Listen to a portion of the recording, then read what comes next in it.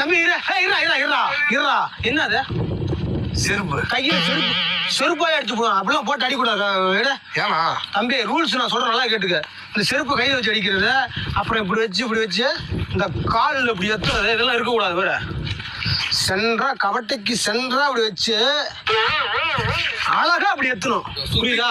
இதுதான் ரூல்ஸ் சொல்லிட்டுல நான் பாத்துக்கிறேன். புடி உனக்கு மட்டும் தான் விளையாட தெரிஞ்ச மாதிரி வித்தியாசமா கையில போறாரு. காலு என்ன அது? வா வா வா வா தூக்கிடு. காப்பிட்டு